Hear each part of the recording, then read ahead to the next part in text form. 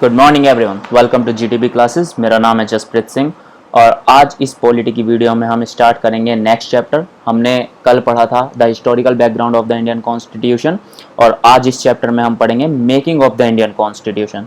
तो चलिए शुरू करते हैं इस वीडियो की शॉर्ट नोट्स के साथ। देखिए, सबसे पहले हमें ये जानना है कि कॉन्स्टिट्यूशन जो हमारा बना था इसका आइडिया कहीं से तो प्रपोज हुआ ही होगा। कहीं से तो कि ना किसी के दिमाग में तो ये आइडिया आया ही होगा कि यार कॉन्स्टिट्यूशन होना चाहिए हमारे देश का। तो वो जो आइडिया था कॉन्स्टिट्यूशन का वो किन्होंने प्रपोज किया था? वो किया था 1934 के अंदर एम.एन. रॉय जी ने। एम.एन. रॉय जी ने idea of Indian constitution propose किया था सबसे पहले, और फिर 1935 के अंदर आईएनसी ने कॉन्स्टिट्यूशन की डिमांड कर ली थी कि भाई हमें भी अपने देश का एक अलग से संविधान चाहिए, कॉन्स्टिट्यूशन चाहिए जिसमें हमारे सारे फंडामेंटल लॉज होने चाहिए। फिर 1939 के अंदर वर्ल्ड वॉर हो गई, सेकेंड वर्ल्ड वॉर, जिसमें अंग्रेज थे हमारे यहाँ पर देश में भी थे। तो वर्ल्ड वॉर हमारे जो है 1939 के अंदर एक सेकेंड वर्ल्ड वॉर हुई और 1940 के अंदर अंग्रेजों ने एक प्रस्ताव रखा इंडियंस के सामने अगस्तों पर। इसमें उन्होंने बोला कि हाँ भाई हम तुम्हें आज़ादी देंगे पर तुम्हारी एक अलग से असेंबली बना देंगे। इस पर हमने ये अगस्त ऑफर रिजेक्ट कर दिया क्योंकि कांग्रेस ने, जो हमारी आईएनसी थी, ये इंडियन नेशनल कांग्रेस वही है जो आज के टाइम में कांग्रेस है, तो उस टाइम यही पार्टी सबसे ज्यादा ऊपर थी आईएनसी। तो इन्होंने उसको रिजेक्ट कर दिया कि भाई नहीं भाई, इस बार हम पागल नहीं बनेंगे। तुम हर बार हमारे ऐसे असेंबली बनाने की कोशिश करते हो, फिर उसमें अपने बंदे बिठा देते हो, क्योंकि पहले से चलता आ रहा है, जैसे मैंने आपको पढ़ाया, सारे रेगुलेटिंग एक्ट्स और गवर्नमेंट ऑफ इंडिया एक्ट सब अपने बंदे बिठा देते थे असेंबलीज में। तो उन्होंने कहा नहीं भाई, इस बार हम बिल्कुल पागल नहीं बनेंगे, बेवकूफ नहीं बनेंगे, तो भाई इस अगस्त ऑफर को हटाओ। और इस अगस्त ऑफर क्यों कहते हैं? क्योंकि ये अगस्त मंथ में आया था, 1940 के अगस्त मंथ में प्रपोज किया गया था अंग्रेजों द्वारा, ब्रिटिशर्स द्वारा। फिर 1942 के अंदर क्रिप्स मिशन आया। इन्होंने कहा भाई ठीक है, तुम चाहते हो कि भाई हमारे बंदे ना बैठे, हम इंडियन पीपल्स को भी कैबिनेट के अंदर अलाउ करेंगे, ठीक है ना, इंडियन पीपल्स भी कैबिनेट के अंदर अलाउ होंगे। तो क्रिप्स मिशन आया, उसको भी रिजेक्ट कर दिया था। अब क्यों किया? देखो, इन्होंने कहा भाई हम अपने बंदे हम अपने बंदे तो बिठाएंगे, तुम्हारे बंदे ही बिठाएंगे कैबिनेट में। और डोमिनियन स्टेटस की बात करी इन्होंने। डोमिनियन स्टेटस क्या होता है? डोमिनियन स्टेटस होता है ब्रिटिश क्राउन के अंडर रहना।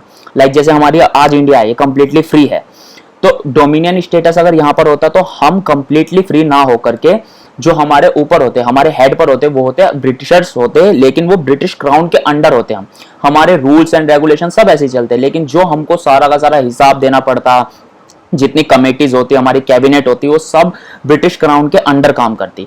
तो भाई ये भी जो है हमारी आईएनसी ने रिजेक्ट कर दिया, ये हम इंडियंस के द्वारा रिजेक्ट कर दिया गया कि भाई नहीं, हमें तो कंप्लीटली फ्रीडम चाहिए, हमको डोमिनियन स्टेटस या फिर डीआर की कुछ नहीं चाहिए, हमें बिल्कुल कंप्लीटली हमारा देश एज इट इज चाहिए। फिर 1946 के, भाई अब इनको समझ आ रहा था कि यार नहीं यार, ये तो नहीं मानेंगे बिल्कुल भी, इन्हें तो आज़ादी ही चाहिए। तो 1946 के अंदर आया कैबिनेट मिशन प्लान। अब कैबिनेट मिशन प्लान सीधा सीधा क्या कहता था? हाँ भाई हम इंडिया को बिल्कुल आजाद कर देंगे, इंडिपेंडेंस दे देंगे तुम्हें बिल्कुल। लेकिन अब वही बात थी कि कहीं ना कहीं तो इनको बीज बोने ही थे ना, तो इन्होंने हिंदू और मुस्लिम्स को क्या करा कि हम दोनों को आजाद करेंगे, हिंदू मतलब मुस्लिम लीग को भी और हिंदी कम्युनिस्ट पार्टीज को भी, आईएनसी हुए, जितनी भी पार्टीज हैं सबको हम एक साथ ही आजादी देंगे पूरे देश को, बोथ विल बी इंडिपेंडेंट। इन्होंने इसके अंदर कोई ऐसा इन्होंने अलग अलग सिस्टम नहीं बनाया कि हाँ जिससे ताकि लड़ाई ना हो कुछ भी। इन्होंने कहा भाई दोनों को आजादी दे देंगे हम, फिर तुम आपस में निपट लेना जैसे भी होगा। कमेटीज बनाई गई। कमेटीज कैसी बनी? Foreign affair committees, defence committees और जितनी भी कम्युनिकेशन कमेटीज थी जो देश के अंदर एक संविधान बनाने के लिए जरूरी होती थी, वो कमेटीज बनाई गई। और ये सब जो हुआ कैबिनेट मिशन प्लान के अंडर हुआ। रेजिडुअरी पावर्स, इस कैबिनेट मिशन प्लान के अंदर रेजिडुअरी पावर्स को इन्वॉल्व किया गया, इंट्रोड्यूस किया गया। रेजिडुअरी पावर्स वो होती हैं जो किसी भी कॉन्स्टिट्यूशन में लिखी हुई नहीं होती हैं, तो ये इंडियन स्टेट्स और प्रोविंसेस को दी गई रेजिडुअरी पावर्स कि तुम अपने हिसाब से काम कर सकते हो, यहाँ पर काम चला सकते हो। अब इसके बाद जैसे हमारा कैबिनेट मिशन प्लान के अंडर हमारी कॉन्स्टिट्यूशन असेंबली बन गई। कॉन्स्टिट्यूशन असेंबली हमारी बननी थी कि हमें अब आजादी मिल रही थी, तो कॉन्स्टिट्यूशन असेंबली में जो था, जो लोग बैठेंगे, अब असेंबली के अंदर कोई तो लोग बैठेंगे ना, तो वो लोग कौन बैठेंगे?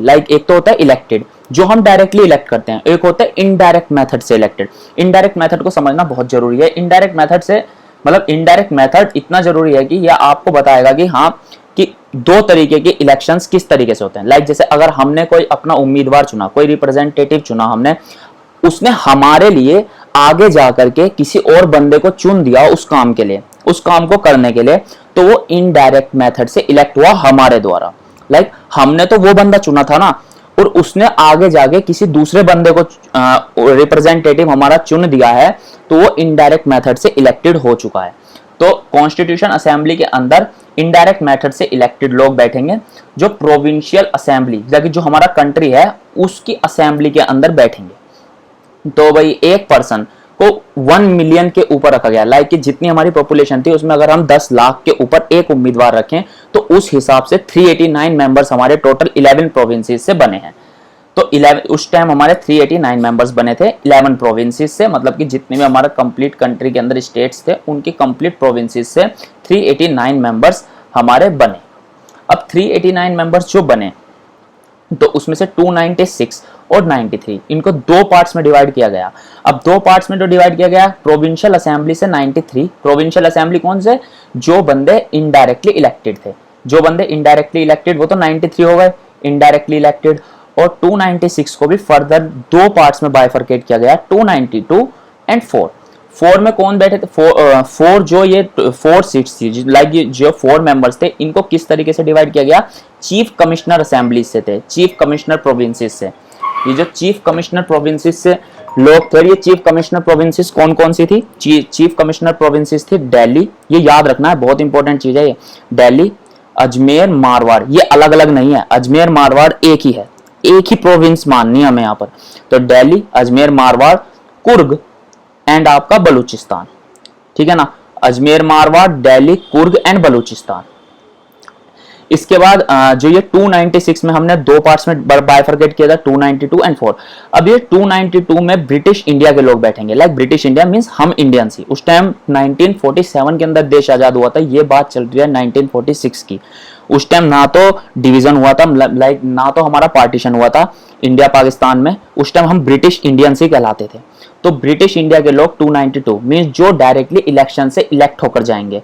तो इलेक्शन जो हुआ वो 296 पर हुआ, जिसमें से 4 तो चीफ कमिश्नर प्रोविंसेस से आ गए, दिल्ली, अजमेर, मारवाड़, कुर्ग एंड बलूचिस्तान से, और 292 आए ब्रिटिश इंडिया से जो डायरेक्टली इलेक्टेड होंगे लोगों द्वारा। तो इन पर 292 में जो इलेक्शन किया गया, 296 पर ही इलेक्शन किया गया, तो उसमें से तो उस वक्त 208 सीट्स तो आईएनसी ने जीत ली और 73 जीत ली मुस्लिम लीग ने। अब जब ये मुस्लिम लीग ने 73 सीट जीती, लाइक ये तो हार गए ना, क्योंकि 208 तो आईएनसी ने जीत ली, तो भाई यहाँ पे राइट्स होने लग गए, झगड़े होने लग गए, कम्युनल डिस्प्यूट्स होने लग गए, हिंदू मुस्लिम की बातें होने लग गई। तो पार्टीशन की बात तब निकल के आई, जब यहाँ पर इलेक्शंस हो गए तो पार्टीशन की बात तब निकल के आई। और जो ये मुस्लिम लीग ने 73 सीट्स जीती थी, इसकी वजह से राइट्स हुए थे, कम्युनल डिस्प्यूट्स हुए थे, तो उसकी वजह से आपको पता है फिर क्या हुआ, उसकी वजह से फिर पार्टीशन की बात आ गई। और जब पार्टीशन हो गया तो पार्टीशन में जो हुआ वो सब मैं आपको हिस्ट्री के अंदर पार्ट में बताऊंगा, लेकिन जब पार्टीशन हो गया तो यहाँ पर ये 296 सीट्स जो हैं, सॉरी 389 सीट्स जो हैं, ये घटकर 299 रह गई। अभी टोटल स्ट्रेंथ जो हो गई असेंबली की वो 299 कर दी गई, क्योंकि मुस्लिम लीग वहां से हट गई, लाइक उन्होंने अपना बैक ऑफ कर लिया, पार्टीशन हो गया, हिंदुस्तान पाकिस्तान दो अलग अलग देश बन गए। तो यहाँ पे जो स्ट्रेंथ है वो 299 हो गई, कंप्लीटली असेंबली की जो स्ट्रेंथ थी 299 हो गई। अब जब ये 299 असेंबली की स्ट्रेंथ हो गई, असेंबली बन गई, तो अब हमें तो मेन टॉपिक जो है कॉन्स्टिट्यूशन पे आना है। हमें तो कॉन्स्टिट्यूशन बनाने की बात चल रही है ना यहाँ पे, the making of the Indian constitution. तो इसकी जो फर्स्ट मीटिंग थी वो 9 दिसंबर 1946 को हुई। फर्स्ट मीटिंग इसकी 9 दिसंबर 1946 में हुई, जिसके टेम्परेरी प्रेसिडेंट बनाए गए डॉक्टर सच्चिदानंद सिन्हा। डॉक्टर सच्चिदानंद सिन्हा को देख लो, देश के प्रेसिडेंट की बात नहीं चल रही है यहाँ पे, असेंबली के प्रेसिडेंट की बात चल रही है। और इनको 2 दिन के लिए टेम्परेरी प्रेसिडेंट बनाया गया, क्योंकि ये सबसे सीनियर मोस्ट मेंबर थे उस असेंबली के। तो इनको जैसे एक तरीके से इज्जत देने के लिए उस तरीके से इन्हें टेम्परेरी प्रेसिडेंट बनाया गया। और 2 दिन बाद जब एक और मीटिंग हुई 11 दिसंबर 1946 को, तो डॉक्टर राजेंद्र प्रसाद को इस असेंबली का प्रेसिडेंट चुना गया। एच.सी. मुखर्जी को इस असेंबली का, कॉन्स्टिट्यूशन असेंबली का, देख कॉन्स्टिट्यूशन असेंबली का नहीं, इस मीटिंग जो हो रही थी इस असेंबली का वाइस प्रेसिडेंट चुना गया। कॉन्स्टिट्यूशन असेंबली का वाइस प्रेसिडेंट चुना गया। डॉक्टर राजेंद्र प्रसाद को कॉन्स्टिट्यूशन असेंबली का प्रेसिडेंट चुना गया और बी.एन. राव को कॉन्स्टिट्यूशनल एडवाइजर चुना गया 11 दिसंबर 1946 को। उसके बाद 13 दिसंबर 1946 यानी कि फर्दर 2 डेज बाद एक और मीटिंग हुई जिसमें जवाहरलाल नेहरू ने ऑब्जेक्टिव रेजोल्यूशन इंट्रोड्यूस किया, जो आज हम प्रियम्बल के नाम से जानते हैं। Soul of the Indian constitution कहा जाता है प्रियम्बल को। तो ऑब्जेक्टिव रेजोल्यूशन 2 दिन बाद लॉन्च किया जवाहरलाल नेहरू जी ने, और जिसको हमारे कॉन्स्टिट्यूशन ने ऑफिशियली एक्सेप्ट किया वो 22 जनवरी 1947 को। ये शॉर्ट नोट्स हैं, इनको अपनी A4 साइज शीट में एज इट इज लिखना, वीडियो को सुनना उन्हें पढ़ना, वीडियो को सुनना उन्हें पढ़ना, और बस एक स्टोरी की तरह आपको पूरा का पूरा कॉन्सेप्ट ऐसे दिमाग में छप जाएगा कि एग्जाम के अंदर डेट टू डेट सब चीज याद आएगी, अगर आपके पास शॉर्ट नोट्स ऑलरेडी प्रिपेयर्ड होंगे तो। जवाहरलाल नेहरू ने जो ऑब्जेक्टिव रेजोल्यूशन 13 दिसंबर 1946 को इंट्रोड्यूस किया था, जिसे आज हम प्रियम्बल के नाम से जानते हैं, उसको ऑफिशियली हमारे कॉन्स्टिट्यूशन में एक्सेप्टेबिलिटी मिली 22 जनवरी 1947 को। इसके बाद जो हमारी ड्राफ्टिंग कमेटी थी, ड्राफ्टिंग कमेटी के अंदर 7 मेंबर्स थे और हमारे कॉन्स्टिट्यूशन को कंप्लीट होने में लगे थे, तो मतलब जो हमारा कॉन्स्टिट्यूशन था कंप्लीट हुआ था 26 नवंबर 1949 को, और इसे हम कॉन्स्टिट्यूशन डे के नाम से भी जानते हैं। इसके अंदर 284 मेंबर्स ने साइन किया था, 284 पर्सन्स ने साइन किया था, और इसमें 64 लाख का खर्चा आया था टोटल, जिसको बनाने में 2 साल 11 महीने 18 दिन लगे थे, और 11 सेशंस हुए थे। इसके 11 सेशंस हुए थे, जिसमें से 165 दिन काम हुआ था इसको बनाने के अंदर, 165 डेज का वर्क हुआ था, और 114 डेज की डिस्कशंस हुई थी। टोटल अगर हम देखें तो 11 सेशंस हुए थे, सेशंस 11 हुए थे, डिस्कशंस 114 हुए थे, और 165 दिन का काम हुआ था। जो लास्ट मीटिंग थी हमारी कॉन्स्टिट्यूशन बनने की कि हाँ हमारा कॉन्स्टिट्यूशन अब बन के तैयार है, वो 24 जनवरी 1950 को लास्ट मीटिंग हुई थी। अब आप सोच रहे होंगे यार 26 नवंबर 1949 को तो पहले ही बन के जब तैयार हो गया हमारा कॉन्स्टिट्यूशन, तो इसको लॉन्च क्यों नहीं किया गया? हमारा रिपब्लिक डे 26 नवंबर 1949 को क्यों नहीं बनता है, 26 नवंबर 1949 को क्यों नहीं बनता है? हम उसे कॉन्स्टिट्यूशन डे के नाम से ही जानते हैं। तो ये 26 जनवरी का क्या चक्कर है भाई? तो 26 जनवरी को 26 जनवरी 1930 जो है एक हिस्टोरिकल डे है, जिसके बिहाफ पे हम 26 जनवरी 1950 को अपना रिपब्लिक डे मनाते हैं। 26 जनवरी 1930 हिस्टोरिक डे क्यों है? हिस्टोरिकल डे इसलिए है क्योंकि इस दिन एक लाहौर सेशन के अंदर जवाहरलाल नेहरू जिस सेशन को हेड कर रहे थे, उन्होंने इसमें पूर्ण स्वराज की मांग की थी। हमें पूर्ण स्वराज चाहिए, अपना राज, पूर्ण राज, हमारा अपना राज, खुद का राज। तो पूर्ण स्वराज की मांग की थी इसके अंदर 26 जनवरी 1930 को, इसलिए इसको हिस्टोरिकल डे कहते हैं। और इसीलिए इस दिन हमने डिसाइड किया कि हाँ हम कॉन्स्टिट्यूशन डे तो 26 नवंबर को रख देंगे, लेकिन रिपब्लिक डे यानी कि हमारा गणतंत्र दिवस जो होगा वो 26 जनवरी 1950 को ही होगा। आप देखो सबसे इंपॉर्टेंट चीज है, ये छोटी छोटी चीजें हैं जो आ जाती हैं एग्जाम में और हम इस पर गौर भी नहीं देते हैं पढ़ते हुए। टोटल फीमेल्स जिन्होंने कॉन्स्टिट्यूशन बनाने में हेल्प की, हमारा कॉन्स्टिट्यूशन बनाने में हेल्प की, वो 15 फीमेल्स थी। 22 जुलाई 1947 को हमने नेशनल फ्लैग अडॉप्ट किया, अपना नेशनल फ्लैग को अडॉप्ट किया 22 जुलाई 1947 को। 22 जुलाई 1947 को, 24 जनवरी 1950 को हमने अडॉप्ट किया अपना national song and national anthem, both on 24 जनवरी 1950 को। तो ये बहुत ही इंपॉर्टेंट चैप्टर है, इसको एक बार एज इट इज रिवाइज करना है जैसे मैंने इस वीडियो के अंदर बताया है, और इसके शॉर्ट नोट्स अपने A4 साइज शीट पर बना के रखने हैं, ताकि एग्जाम से पहले आप वीडियो देखिए, चाहे सेल्फ अपने आप ही रिवाइज कीजिए, और बस एक नजर मार के जरूर जाइएगा एग्जाम में। बिल्कुल as it is date to date आपको सारी चीजें याद रहने वाली हैं। और इससे नेक्स्ट चैप्टर में हम पढ़ेंगे salient features of the Indian constitution. तो बने रहिए और नेक्स्ट वीडियो तक देखते रहिए द GTB क्लासेस। जय हिंद।